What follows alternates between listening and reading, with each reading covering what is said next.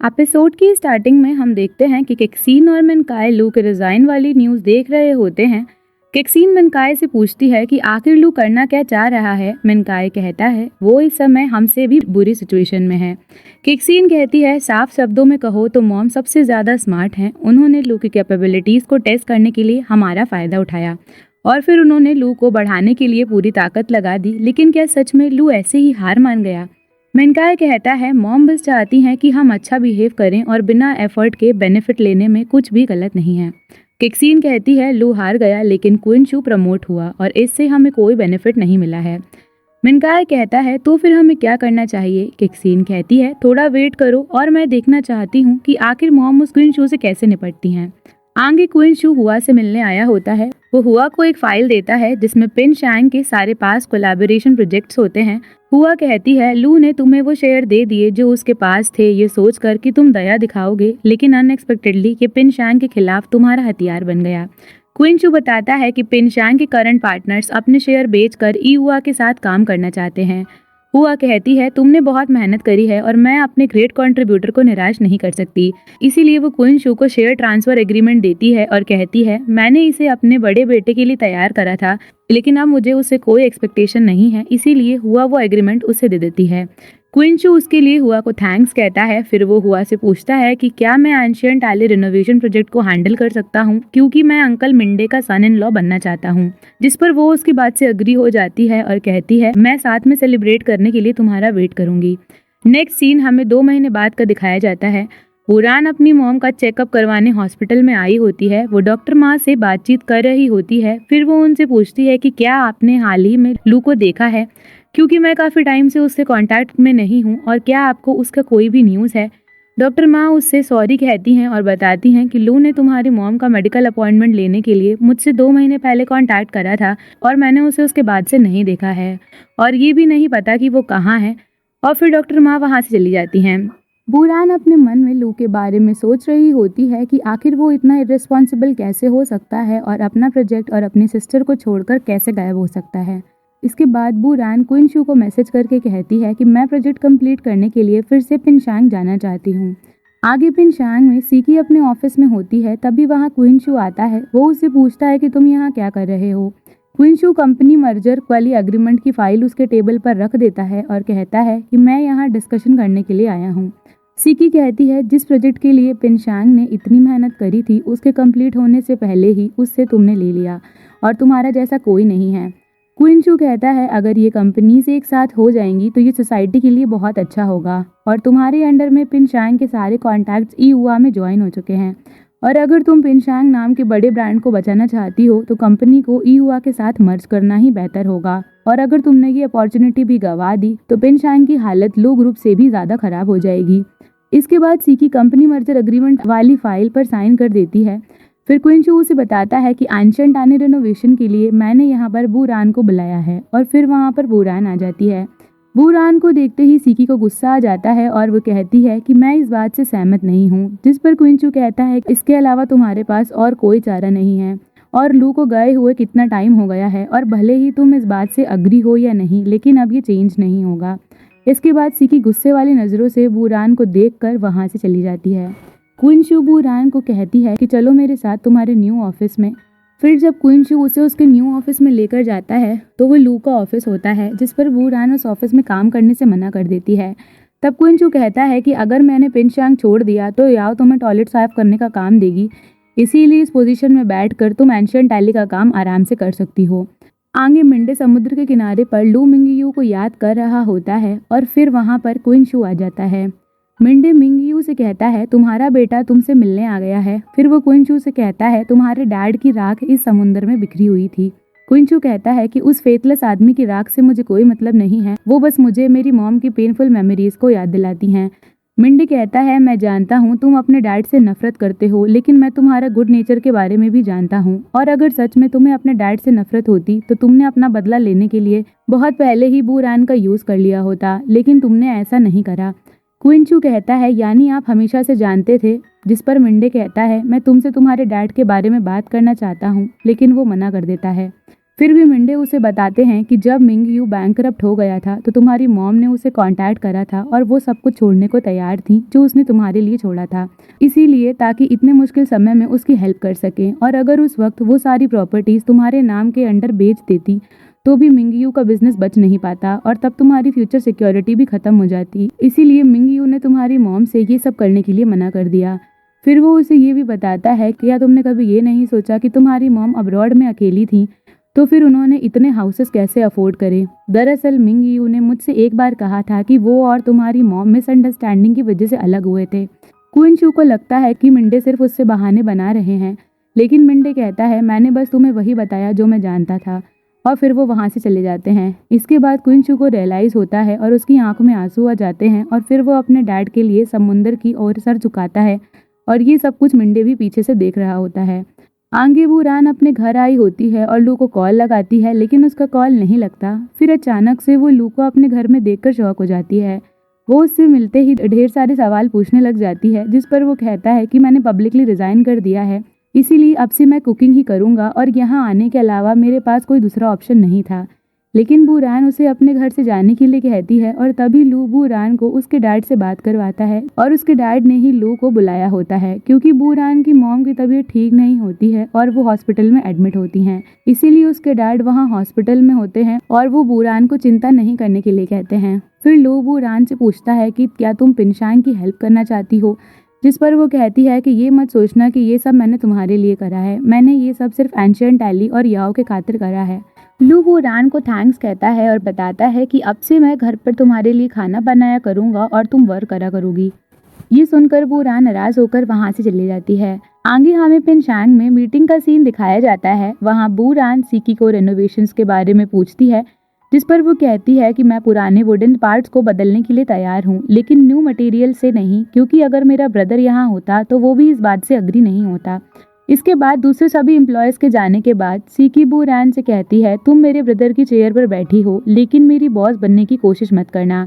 जिस पर बू रान उसे बताती है कि मैंने न्यू मटेरियल्स यूज़ करने का डिसाइड करा है और जब तुम छोटी थी तो अंकल लू के साथ एंशियंट डाली में रहा करती थी, तो क्या तुम वहाँ के किसी कारपेंटर को जानती हो। जिस पर सीकी कहती है कि मैं उस वक्त बहुत छोटी थी इसीलिए मुझे याद नहीं है, लेकिन इसके बारे में मेरे ब्रदर को ज़रूर याद होगा, पर अब मैं उसके कांटेक्ट में नहीं हूँ। जिस पर बू रान कहती है कि ठीक है, मैं समझ गई, और फिर उसे अपना वर्क करने के लिए कहती है।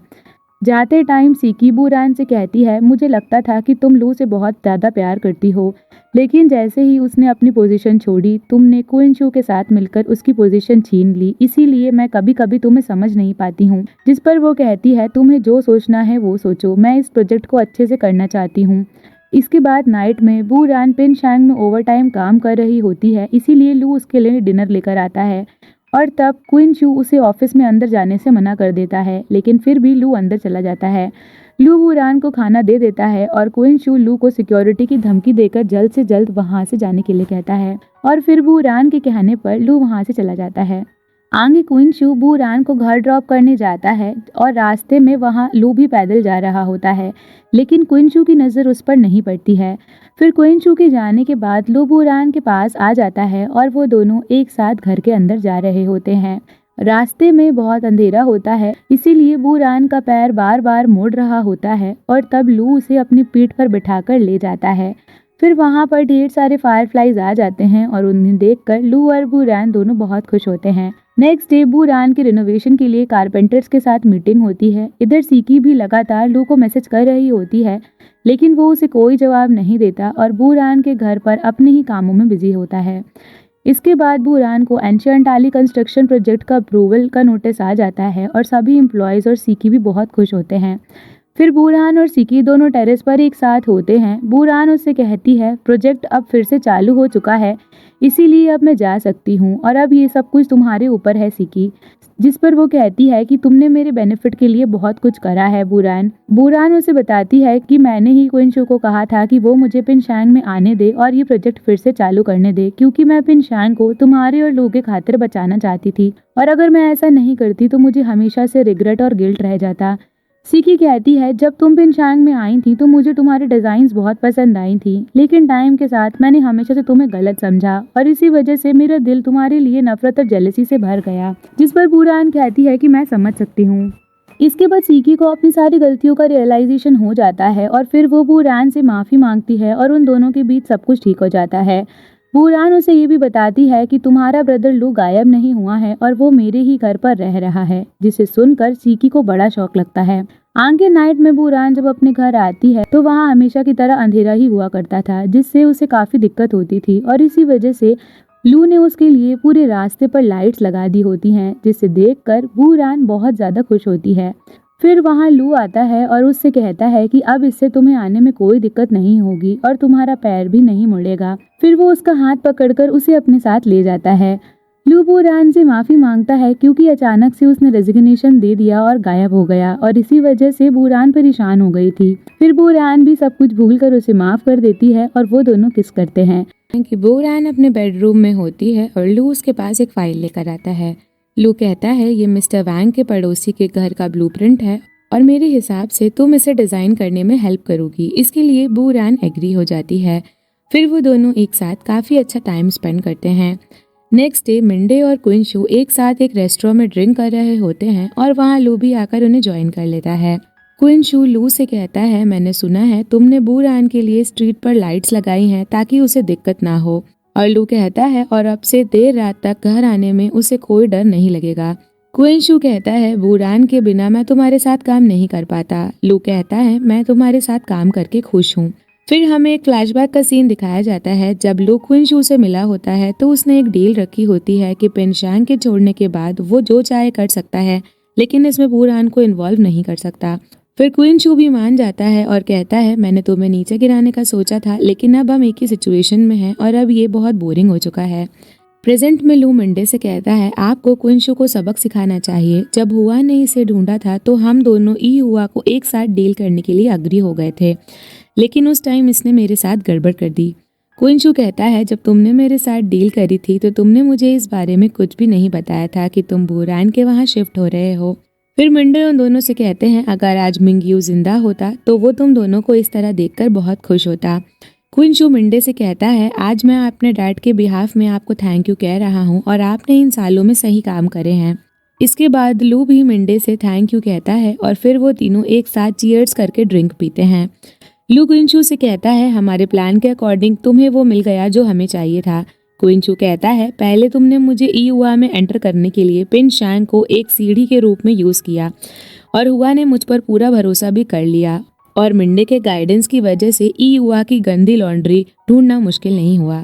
लू कहता है, अगर हम पिनशांग को दाव पर नहीं लगाते तो ई हुआ को जाल में कैसे फंसा सकते थे। और फिर वो क्विंशू को थैंक्स कहता है। क्विंशू कहता है, मैं अपने मिशन में फेल नहीं हुआ हूँ। इन तीनों की बातों से हमें यही पता लगता है कि ये तीनों एक साथ थे और इन्होंने ही मिलकर पिनशांग को ई हुआ से बचाने के लिए ये सब प्लान करा था और इसीलिए क्विंशू हुआ के पास गया था। आगे लू हुआ से मिलने जाता है। हुआ उससे कहती है, बहुत टाइम बाद मैंने तुम्हें देखा, क्या तुम यहाँ मुझसे माफी मांगने आए हो। जिस पर लू कहता है, जब लू ग्रुप ने ई हुआ लिया था तो मैंने सबक सीख लिया और अब मैं इसे दोबारा नहीं होने दूंगा। हुआ कहती है, मैं जानती हूँ मिंडे तुम्हारी हेल्प कर रहा है, लेकिन अब पिनशांग हार चुका है। जिस पर लू कहता है, आप बिल्कुल सही कह रही हैं, मैंने मिंडे की हेल्प ली थी, लेकिन सिर्फ इसलिए नहीं कि वो आपके बेटा है, बल्कि इसीलिए क्योंकि वो बुरान के डैड हैं और मेरा गोल हासिल हो पाएगा या नहीं ये मिंडे पर डिपेंड नहीं करता है। अब वहाँ पर मिनकाय आ जाता है और हुआ के कान में जाकर धीरे से कहता है, मैंने सुना है कि क्विंशू ई हुआ के प्रोजेक्ट रिकॉर्ड्स पर इन्वेस्टिगेशन कर रहा है और मुझे डर है कि कहीं वो हमारे खिलाफ ना हो जाए। हुआ कहती है, ऐसा नहीं हो सकता, उसके पास लू की हेल्प करने का कोई भी रीजन नहीं है। अब वहाँ पर मिंडे और क्विंशू की एंट्री हो जाती है। उन्हें देखकर हुआ शॉक्ड हो जाती है। क्विंशू हुआ को कहता है थैंक्स, क्योंकि उन्होंने उस पर ट्रस्ट किया और उसे चांस देकर ई हुआ के पास प्रोजेक्ट पर इन्वेस्टिगेट करने दिया। मिंडी हुआ से कहता है, ई हुआ ने गलत करा है और हमें इसे मान लेना चाहिए। ये सुनते ही हुआ को गुस्सा आ जाता है और वो उस पर पानी फेंक देती है। हुआ कहती है, मैंने तुमसे ये एक्सपेक्ट नहीं करा था कि तुम मेरे पीठ पीछे छुरा घोंप दोगे। 7 साल पहले तुमने जेल जाने की कीमत पर ई हुआ को रिपोर्ट करा था और आज किसी ने तुम्हें मना लिया ताकि तुम उसके लिए काम कर सको। मिंडी हुआ से कहता है, आप मुझ पर भरोसा करो, मैं बस यही चाहता हूँ कि ई हुआ बेटर हो जाए और मैं आपका बेटा हूँ, इसे कभी भी कोई नहीं बदल सकता और मैं लू फैमिली के साथ हमारी शिकायतें खत्म करना चाहता हूँ। अगर ऐसा नहीं हुआ तो ई हुआ बहुत बड़ी मुश्किल में आ जाएगा। लू हुआ से कहता है, अगर आप पब्लिकली प्रेस के सामने ये एक्सप्लेन कर देंगी कि ई हुआ अब किसी भी तरीके से किसी भी कंपनी के प्रोजेक्ट में इंटरफेयर नहीं करेगी तो हम फिर इसके सोल्यूशन पर बात कर सकते हैं। तभी वहां पर एक सीन आ जाती है और हुआ से कहती है, लू ने जो भी कहा वो हम नहीं कर सकते और तुम लोग सब यहाँ एक साथ मिलकर आए हो ई हुआ को हराने के लिए, लेकिन तुम जीत नहीं सकते हो। केक्सीन मिंडे से कहती है, अगर तुम्हें लगता है कि ये सब करके तुम बूरान की हेल्प कर रहे हो, लेकिन वास्तव में तुम सिकी की हेल्प कर रहे हो ताकि वो एक दूसरा लो ग्रुप बना सके और अगर सिकी जीत गई तो इससे बूरान की बहुत बड़ी हार होगी, इसीलिए इसके बारे में सोचो और अपने दुश्मनों की बेटी की हेल्प मत करो। अब वहाँ पर बूरान और सिकी की भी एंट्री हो जाती है। सिकी के एक सीनियर हुआ से कहती है, मैं सभी गिले शिकवे दूर करके ई हुआ के साथ हाथ मिलाने के लिए तैयार हूँ और मेरे हिसाब से जीतने के लिए आपको पिनशांग के साथ कोलैबोरेशन कर लेना चाहिए। सिकी के एक सीन से ये भी कहती है कि मैं चाहती हूँ कि मेरा ये मैसेज आप जीही तक पहुँचाएं। लास्ट टाइम मैंने अपने ब्रदर के खातिर उसे यूज़ करा था और इसीलिए मैं उससे माफ़ी मांगती हूँ। ये सुनने के बाद किक सीन को गुस्सा आ जाता है और वो कहती है कि मेरा बेटा तुम्हारे पीछे पागल है और तुमने उसके साथ ऐसा करा। फिर सिकी पर अपना हाथ उठाने वाली होती हैं, लेकिन तभी लू उसे रोक लेता है। केक्सीन लू से कहती है कि तुम मुझे डरा नहीं सकते और अगर ये फैमिली भले ही अपनी हार मान ले, लेकिन फिर भी मैं अपनी मैटरनल फैमिली के साथ तुम्हें जीतने नहीं दूंगी। बूरान केक्सीन से कहती है, आपको ई हुआ की सच में चिंता नहीं है, आप तो बस कैसे भी करके जीही को फैमिली बिजनेस में रखना चाहती हैं। इसके बाद मिनकाय भी केक्सीन से कहता है, अगर अभी हमने साइन नहीं करा तो हम बर्बाद हो जाएंगे और फिर उससे चिल्लाकर कहता है कि मैंने तुमसे शादी करके ही गलती करी है और अगर अब भी तुम नहीं मानी तो मैं तुम्हें डिवोर्स दे दूंगा। तुम्हें अभी सबके सामने मेरे ब्रदर से माफी मांगनी पड़ेगी। केक्सीन मिनकाय से कहती है, तुम मुझे ये सब करने के लिए कह रहे हो, लेकिन मैं ऐसा कुछ भी नहीं करूंगी और तुम्हें डिवोर्स दे दूंगी और फिर केक्सीन वहां से चली जाती है। मिनकाय हुआ से कहता है, अब मैं बहुत थक चुका हूँ और अगर आप भी मेरे इस डिसीजन से सेटिस्फाई नहीं हैं तो मेरे जैसे बेटे को हमेशा के लिए छोड़ सकती हैं। ये सुनने के बाद हुआ चुपचाप बिना किसी से कुछ कहे वहां से चली जाती है और लू भी उनके पीछे जाता है। इसके बाद मिनकाय को अपनी सारी गलतियों का रियलाइजेशन हो जाता है और वो सिर झुकाकर मिंडे से माफी मांगता है और फिर वहां से चला जाता है। इधर लू हुआ से कहता है कि आपने मुझे गलत समझा, स्टार्टिंग से लेकर अब तक मैंने कभी भी ई हुआ को नीचे गिराने का नहीं सोचा, मैं तो बस अपने डैड का ड्रीम पूरा करना चाहता हूँ और इन्वेस्टर्स ने यही सजेस्ट करा है कि पिनशांग और ई हुआ साथ मिलकर एंशिएंट आली प्रोजेक्ट कंप्लीट करें, लेकिन हुआ उसकी बात नहीं मानती है। फिर लू उनसे कहता है कि मैं आपको उस जगह पर लेकर जाना चाहता हूँ जहाँ पर बूरान और आपने पहली बार साथ मिलकर काम करा था। फिर वो उन्हें अनाथ आश्रम वाली जगह पर लेकर जाता है और पास की बातें याद करवाता है कि कैसे उस सेरेमनी के दिन आपने बूरान की तारीफ करी थी और आप उस टाइम अपनी ग्रैंड डॉटर पर प्राउड भी फील कर रही थी। तभी हुआ कहती है, वो तो बस मैंने पब्लिक के सामने कहा था। जिस पर लू पूछता है, आप सच में मिंडे और उसकी फैमिली के साथ अपने इश्यूज को सॉल्व नहीं करना चाहती हैं? हुआ कहती है, ई हुआ के साथ मेरे पति की यादें जुड़ी हैं और कौन जानता है कि तुम ई हुआ और ई फैमिली को पूरी तरह से अलग कर दोगे या नहीं। लू कहता है, मैं आपकी चिंता को समझ सकता हूँ, मैं अनाथ आश्रम में अकेला था और जब मैं अपने डैड से मिला था तो मैं भी उन बच्चों की तरह खुश रहने लगा था और मैंने हमेशा से अपनी डैड की डेथ का बदला ई फैमिली से लेने का सोचा था, लेकिन जब मैं बूरान से मिला तो सब कुछ बदल गया और मैंने पहले ही सोच लिया है कि जब कंपनीज मर्ज हो जाएंगी तो मैं हट जाऊंगा, क्योंकि मुझे ज़्यादातर टाइम बूरान के साथ बिताना है, क्योंकि मैंने उसे बेस्ट डिज़ाइनर बनाने का प्रॉमिस किया है। लेकिन हुआ लू की बात नहीं मानती हैं और वहाँ से चली जाती हैं। अब आगे लू और हुआ ई हुआ में जाते हैं। वहाँ हुआ क्वीन शू से कहती है कि शेयर होल्डर्स को मर्जर डिटेल्स के बारे में इन्फॉर्म कर दो और ये भी कह देना कि मैंने अप्रूवल दे दिया है। ये सुनकर सभी लोग खुश हो जाते हैं कि फाइनली हुआ कंपनी मर्जर के लिए मान चुकी हैं। फिर हुआ बूरान से अपनी सारी नाराजगी खत्म कर देती हैं और उसके डिजाइन्स की तारीफ करती हैं और उससे कहती हैं कि तुम ही ई हुआ को आगे तक ले जा सकती हो। फिर मिंडे हुआ का हाथ पकड़कर उन्हें घर ले जाता है और अब उन सभी के बीच सब कुछ ठीक हो चुका होता है। जीही सिकी का वेट कर रहा होता है। सिकी जैसे ही वहाँ आती है तो वो उससे पूछती है कि तुम यहाँ क्या कर रहे हो? अभी मैं ई हुआ जाकर आई हूँ और क्या तुम्हें पता है कि अभी क्या हुआ है? जीही कहता है, मैं जानता हूँ, मेरी फैमिली ने तुम्हारी फैमिली को हर्ट करा है और वो सिकी को सारे शेयर्स देने के लिए भी तैयार हो जाता है और माफ़ी भी मांगता है और कहता है दोनों कंपनीज के मर्जर में सपोर्ट करना चाहता हूँ। अब जीही भी पूरी तरीके से सुधर चुका होता है और सिकी से ये कहकर चला जाता है कि जब तुम मुझे पूरी तरीके से एक्सेप्ट कर लोगी तभी मैं तुम्हारे पास आऊँगा। आगे क्वीन चू पहले जिस रेस्टोरेंट में काम किया करता था वहाँ आ जाता है और अंकल चू से मिलता है। अंकल चू क्वीन चू को एक डायरी देते हैं जिसमें बहुत सी लड़कियों के नंबर लिखे होते हैं और वो बताते हैं कि ये सभी लड़कियां तुम्हें पसंद करती हैं। तब क्वीन चू कहता है कि मैं लू से भी ज़्यादा पॉपुलर हूँ। अंकल चू कहते हैं लू और बू रैन फिर से एक हो चुके हैं और तुम्हें अब गिव अप कर देना चाहिए। फिर जब क्वीन चू लू और बू रैन दोनों की एक साथ अपने फ़ोन में पिक्स देखता है तो उसे थोड़ा बुरा लगता है। इधर लू और बू रैन दोनों एक बहुत सुंदर सी जगह पर डेट करने आए होते हैं। वहाँ पर लू बू रैन को बिल्कुल एक प्रिंसेस की तरह ट्रीट कर रहा होता है। फिर उन्हें वहाँ पर किसी के गाने की आवाज़ आती है और जब वो वहाँ जाते हैं तो देखते हैं कि जीही सीकी के लिए गाना गा रहा होता है। तभी वहाँ पर बू रैन के मॉम डैड और क्वीन चू भी आ जाते हैं। दरअसल ये सब लू की प्लानिंग होती है और वो सभी के सामने बू रैन को प्रपोज करने वाला होता है। लू बू रैन से कहता है मैंने इसके लिए बहुत टाइम पहले से तैयारी करी थी लेकिन फिर भी मैं काफ़ी नर्वस हूँ।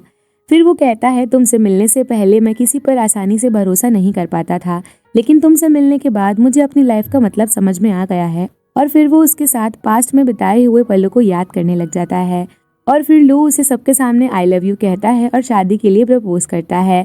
बू रैन भी उसे हाँ कह देती है और फिर लू उसे रिंग पहनाता है और सभी लोग बहुत खुश होते हैं। फिर वो दोनों एक दूसरे को किस कर देते हैं और इसी के साथ ये सीरीज यहीं खत्म हो जाती है।